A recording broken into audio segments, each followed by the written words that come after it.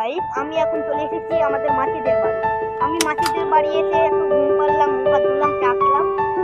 তারপরে আমি video shoot করতে যাব, কারণ মাসিদের এখানে একটা নদী আছে। নদীতে অনেক মাছ ছিল আপনারা, এই নদীতে আমি একটা ভিডিও বানাবো।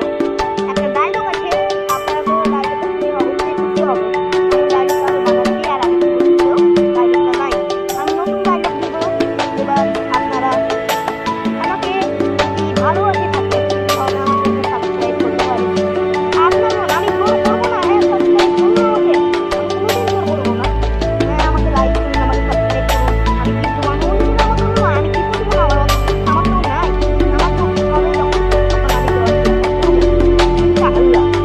আমি এখন চলে এসেছি মাসিদের বাড়ি। আপনারা দেখতে বললাম আমি মাসিদের বাড়ি এসে আপনাদের বানাবো।